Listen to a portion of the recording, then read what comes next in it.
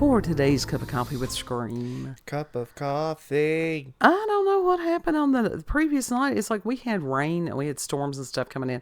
It was pretty cool there for a minute. It looked like strobe lights. Yeah. I mean, it wasn't horrible where we are, but it was just, the energy, it was just 1 minute was sitting here and the next it was just like, wow. I mean, truly just like being deflated, tired I thought you were going to fall on the floor. Yeah. Because these energies are rough. And according to what Palmer had said and what Robert Phoenix had said, that over tonight and the next day, of course, it'll be, the night will have passed by the time y'all hear this. But the energy that we are recording this in, if you want to get that specific, which is June the 18th of 2025. You want to get anal retentive with that? Yeah, because, yeah. As far as events and people's responses to events, and him talking, I think, because Palmer he's Leo. We don't have a lot of tact. Sit there and go, but people's going to be losing their shit. I don't know what people, which people, whatever. That's a matter of up to the individual. What would cause you to lose your shit? This is why we weren't done by monetizes us. Because within the first... I'm good. I already lost my shit. It's a matter of trying to reclaim your shit. Oh. What everybody's shit? If everybody would stay out of other people's shit and deal with their own shit, it would be a better world. Literally. Stay in your own lane. Yeah. Until... Don't come for me unless I called. Yeah. Yeah. And so, with that understanding, and dealing with a loved one who has frequent depression, and that's something a lot of times there are studies that have come out that as far as that biochemical imbalance, which was what I was taught in college, that there's no proof of that. There's no proof that the SSRIs and stuff, in fact, there's a shit ton of proof that they do damage. So some of us that went through the schooling and the training, it's a matter of to relearn. To sit there and go, well, damn. So then if it's not a biochemical component of it, then it has to be either a matter of circumstances or like external circumstances or a spiritual something. Well, I think it's thoughts. It's the thoughts about the circumstances. Yeah. And feeling about self. And as far as woundedness. Because let's face it, we are a planet filled with broken people. And wounded people have a tendency to wound other people. Especially if they don't know that they're wounded. And Kid and I were talking about earlier, it's just like, oh, well, this is traditional. It's like, on some of it, you have to step back and go, this is not healthful. It's not beneficial. I don't care if it's been done this way for 1,002 years. This is stupid. Yeah. And it's only been within recent times, I mean, truly recent times, when people recognized and understood that children are not just miniature adults. Kid brain is totally different. Totally different, and you have to treat them as such. Yeah. And there are some flat out, they have a more awareness of others. Yeah. A more self-awareness thing, like, or whatever it's no joke. I swear that there are some children out there. They're way too aware for their age. Well, and that's what I was telling you about the different generations, and that's where you get those outer planets. That it matters. That's why generations do and act like they do. It's because they have similar charts there at those end planets. That is what determines a generation. And we don't know. Some of these new ones that's coming in, and all of them have their challenges. It's like anything else. They're here at a specific time for a specific purpose. And Everybody's been under attack. We were battle born. Everybody was battle born. Yeah. Yeah. It's like this deployment on this planet, it's like boot camp. You know? Yep. Yep. And it is a matter of trial and error. And it's just like kid over there, he had found one of those plug and play type things that you can play the old retro arcade type games with, that you plug them into your TV. And he's like, I don't know what to do. It's like the graphics are not good. There's no instructions. Oh, it wasn't even Welcome to Earth. It wasn't even as far as the graphics weren't good. It's the fact that one game in specific, the death screen, was an assault to my senses. Mm-hmm. You saw it too, and you're like, yeah. But now, we actually do have some instruction manuals. It's just that not many people read them properly, understand them, and can be able to relate that to somebody else. Well, that's the thing. It's like because it's like when I was younger, damn, I was able to pick up on stuff like as far as stuff like that, I was able to pick up on it fast, you know? But now it's like, shit, I'm struggling, and I'm like, how the fuck? And literally, no joke, it was a matter of trial and error and just going with the flow on that and not getting upset. Right. And now there are things that people can do in life, mistakes that beg. Yeah. But other stuff, not so big. And to not make mountains out of molehills. That was used to be a common saying. Don't blow things out of proportion. Mm-hmm. Put it in perspective. And we have, depression is in epidemic proportions, especially among men. Mm-hmm. And as the mother of 2 sons, I've spent a lot of years frustrated and angry because I have seen some of these harpies, that they have been trained to be flying monkeys and harpies and vultures and any other type of thing that I can. That's how I feel about that dark feminine. To sit there and, I'm empowered. No, you're a bitch. And maybe it should have been some of us older ones that stood up and said, it's like, no. Go over there, sit down, shut up. Now, when the need arose, did I do that? Yes. Yes, because of my kids. Mm-hmm. Mm-hmm. But you've got some of these women that did that. Lots of them. There are others that are out there, and it's the squeaky wheel gets the grease. And those are the ones that we focus on because, my God, how could somebody actually be that way, live that way? And there's other people that's just going along, living their lives. Yeah. But my heart goes out to these young men. We're talking these millennials and the Gen Zs. Do you think that your group got it as bad as your brother's group did? Yeah. Okay. I think to an extent worse because we still had to deal with the stuff that they were dealing with. Mm-hmm. And along with our own shit, you know? Mm-hmm. Considering we were in the rise of the modern neo-feminist movement, the rise of that. Mm-hmm. We were in the thick of the neoliberalism Tumblr era where you started to get those radicals and shit like that, where they really started to appear. And for some reason, and it's horrible now still. It's like that thing that I posted on Twitter where that person was like, men's health, what was it? Men's mental health doesn't matter or something like that. Well, it's a lie. What was that? Hold on, let me go check it.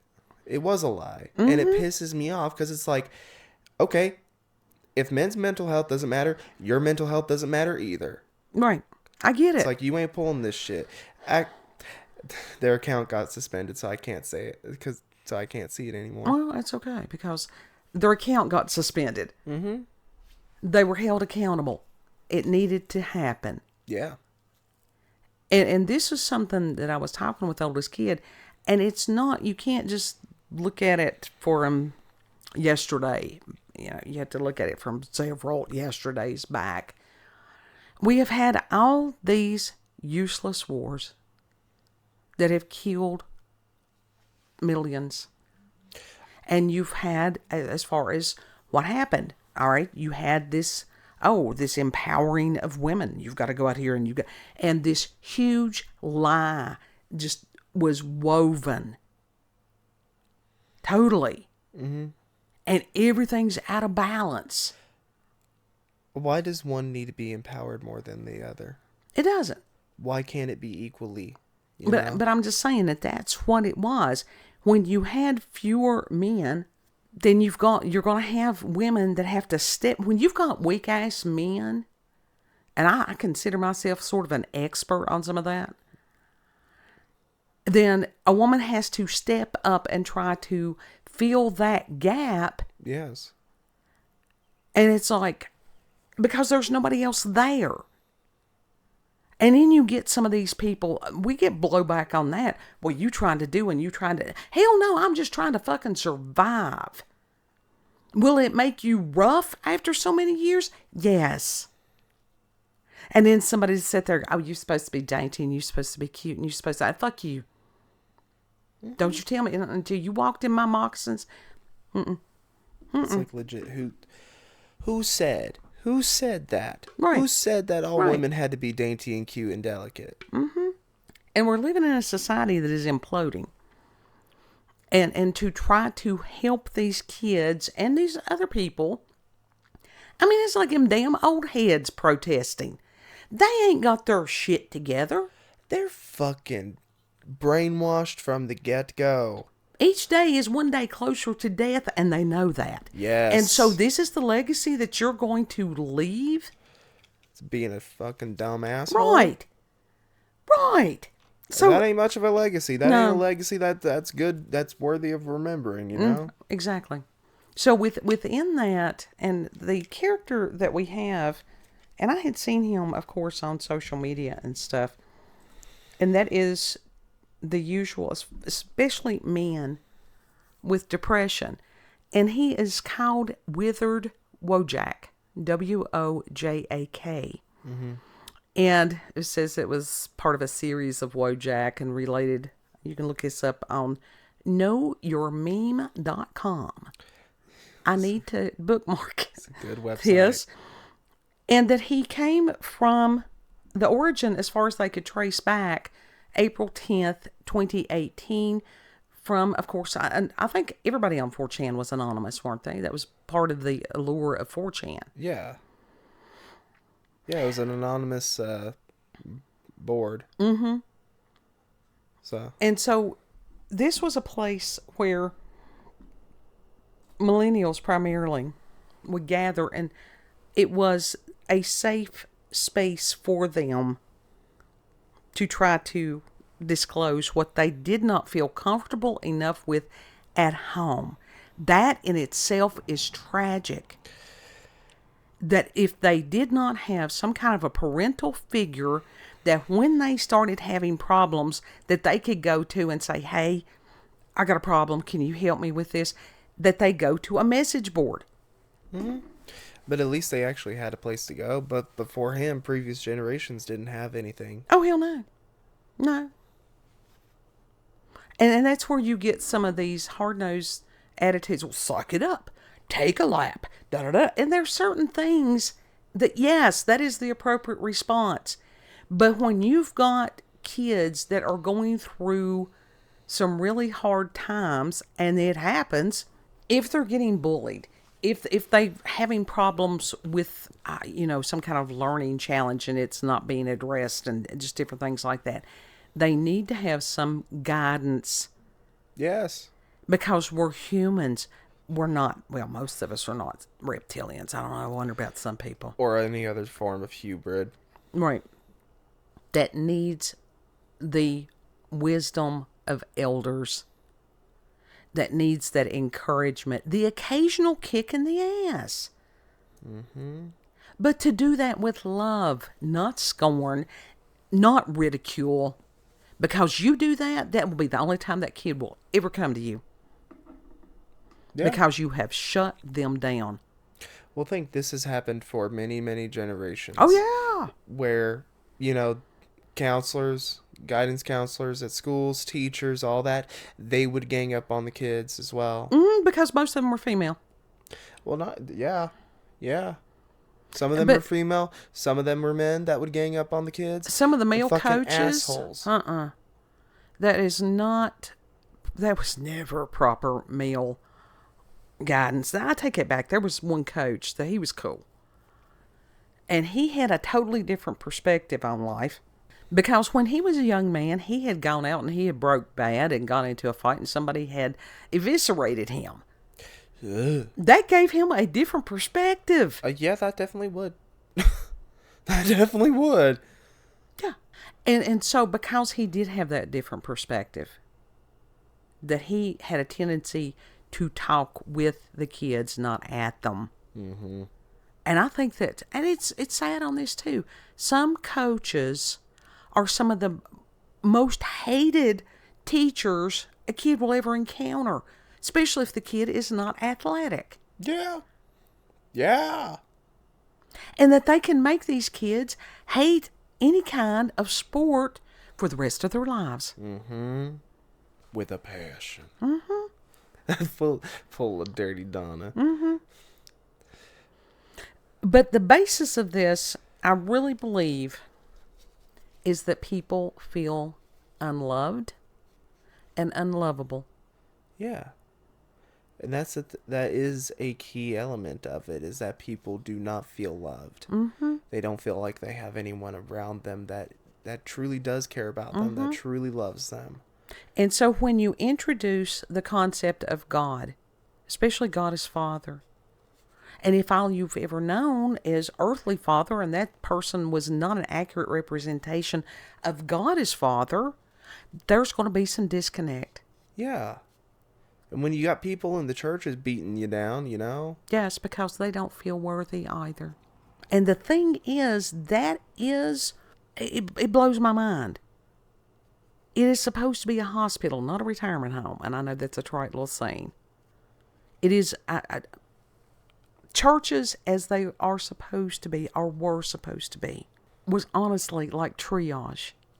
Spiritual healing. And to minister to each other. That was that sense of community to where people did not feel alone. Mm-hmm.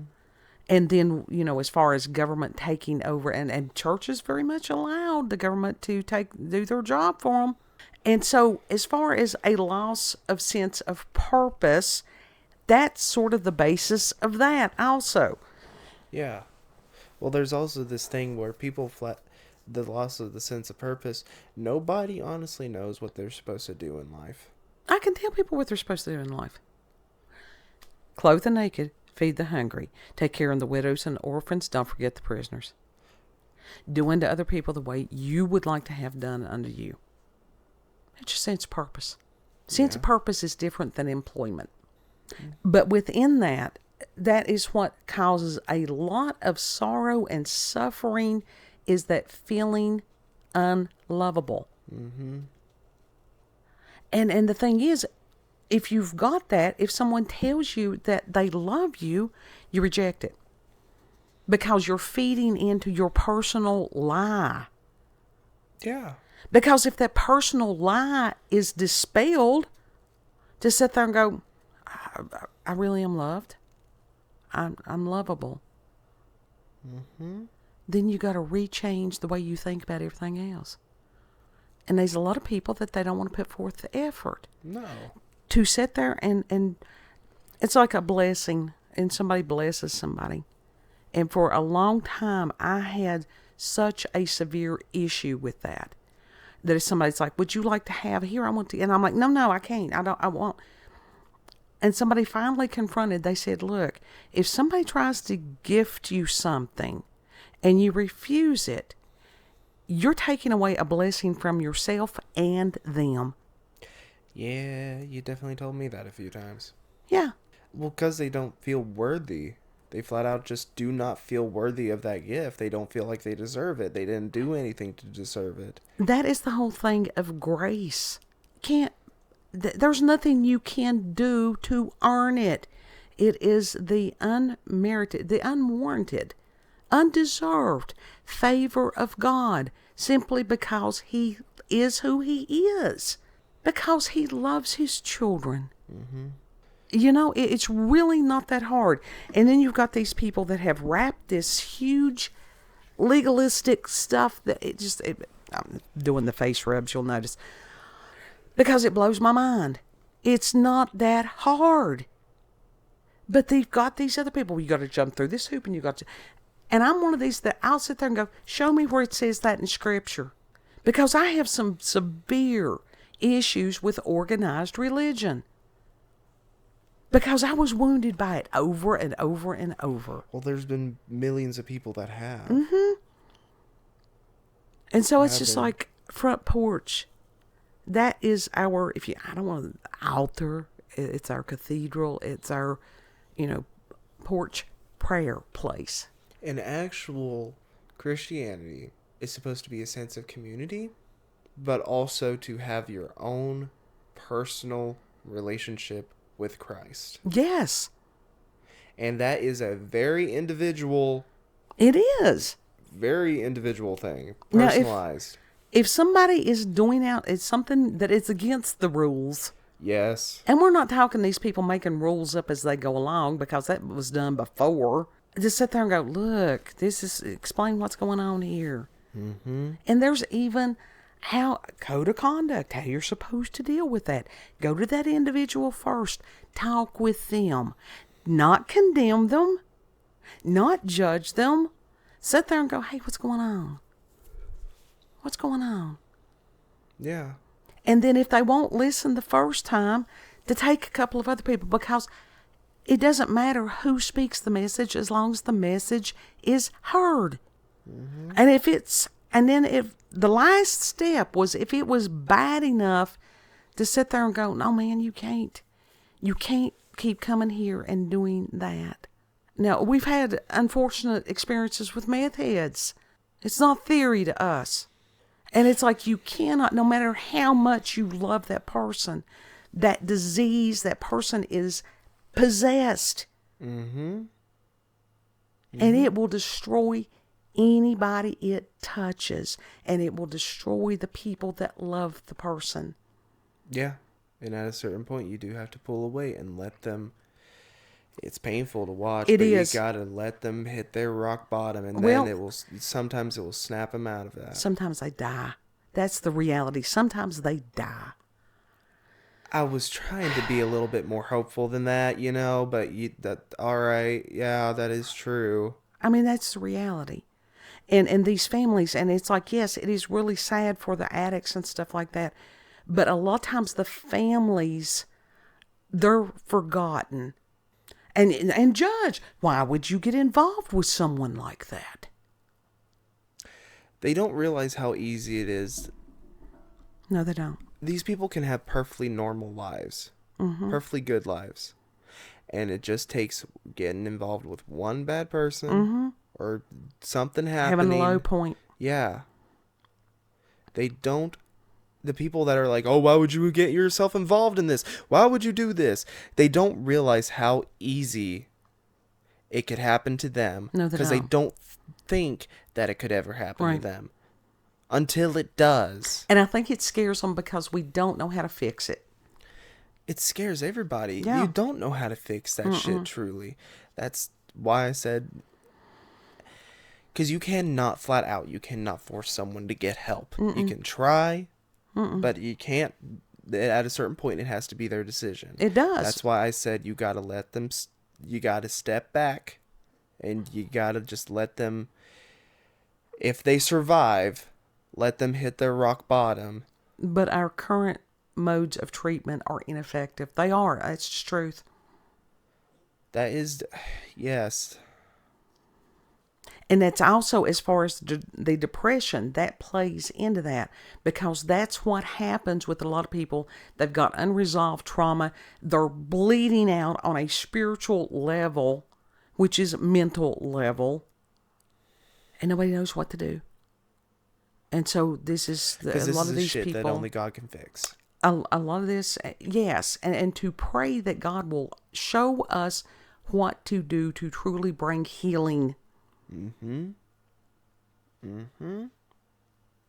You know, and it's just like, as far as with depression, to look up. Because when that spiral gets so deep that all you see is black, Mm-hmm. and that's when that is, as far as the devil's playground, that level of despair, that level of hopelessness, and with everybody doing the doom and gloom, it's like the one who truly holds the trump card is God. Yes.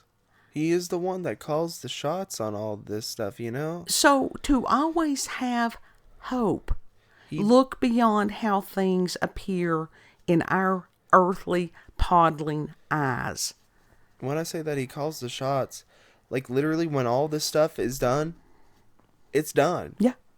He's going to, that's it. Mm-hmm. When it's just a matter of waiting.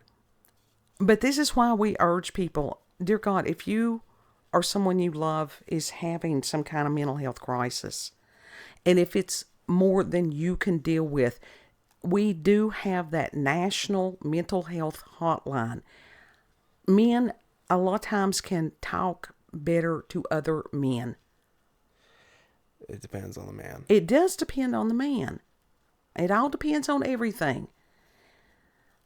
But it's like there is to permanent solution for a temporary problem, even if that temporary may have been going on for years.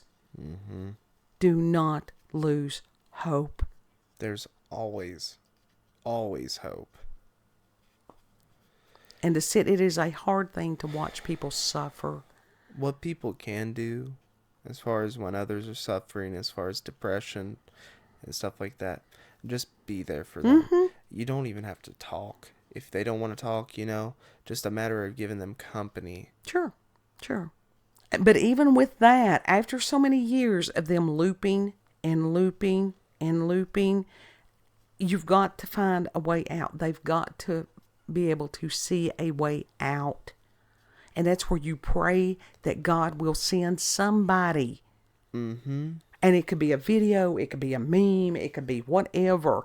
God can talk through a cornflake box if he wants to. He can. To send somebody what they need. And to have it make it... That's one of the things I would love for someone to explain. Just make my life make sense. And I honestly, I did the reading with Robert Phoenix, and I'm not throwing shade on him at all. And it's like, okay, this, and this. But I never got the answer to, this is the why. This is where the dots connect. This is the ultimate goal. Because I was asking a person to tell me what only God can. That was an unrealistic expectation of mine. So whatever's going to happen in the next bit with the astrology is, it is as it is. We don't even know what it means. Even when events occur, we don't even understand their relationship in the grand scheme of all things. But know that you are loved. You were created by love to be loved and to show love to others. Mm-hmm. And if something inside of you, if that self-talk is telling you anything that you would never speak to another human being, don't say it to yourself, because that's the voice of the enemy. Yep. That's the accuser. That's what Satan means. It means it's Satan, the accuser of the brethren. To sit there and go, well, you didn't do it, and you messed up here, and you did it. Nope. And the voice of Christ said, your sins are forgiven. Everybody's having the paranormal. Everybody's having the supernatural. Let us continue to pray one for another. If you like this video, don't forget to like, share, comment. Follow us on BitChute, Rumble, and YouTube at Rolanda's Cup of Coffee with Scream. Also check her out on X, previously known as Twitter, at RolandaCOCWS. Yeah.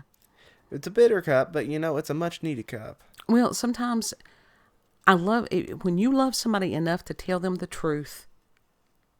That's a lot of the time. Legit, that is what some people need, is It the does hard not. truth to shock them out of whatever, Those of us that were sent that it's our mission to speak those words, it does not make us popular. But it's just our road. It's our path. And we do the best that we can with it, knowing that in the end, it will be worthwhile. You are loved. Treat other people the way you would like to be treated. And Lord willing, we'll see you on the next cup. Yep, yep, yep. Bye.